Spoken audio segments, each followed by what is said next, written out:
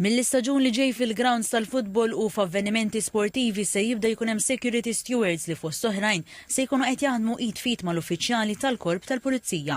L-irwol tal-stewards se jinkludu fost oħrajn kontrolli fl-aċċess għal postijiet tal-isport u l-użu ta' tamir elettroniku biex jiċċekkjaw jekk l-ispettaturi għandhomx fuqhom affarijiet perikolużi jew projbiti, monitoraġġ għal xi riskju ta' sigurtà jew teddid. L-għan tal-stewards ukoll jassistu fl-ordni u s-sigurtà.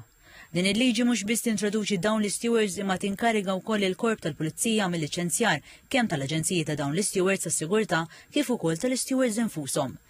Dan flimkien mal-kriterji ta' skwalifika tal-liċenzja, id-dmirijiet u l-obbligi kemm għall-aġenziji u għall-stewards tas-sigurtà. Qabel wieħed japplika biex jingħata l-liċenzja tas-security steward, irid ikun temp suċċess kors ta' taħriġ li jkun rikonoxxut mill-Awtorità għall-Integrità fl-Isport Malti u approvat mill-Korp tal-Pulizija.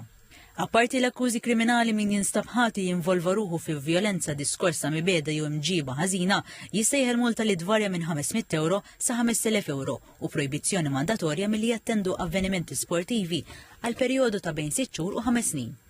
Il-Ministru għall-Internu s-Sigurtà Byron Camilleri spjega li b'dan il-mod il-faċilitajiet sportivi se jadottaw sistema ta' stewards simili għal avvenimenti sportivi internazzjonali. Dan il-mod qed naraw li mhux biss nibqgħu nieħdu ħsieb is-sigurtà tagħna anka fi grounds u f'avvenimenti sportivi, imma fl-istess ħin nagħtu dawn l-avvenimenti ambjent aktar soċjali, ambjent aktar ta' familja.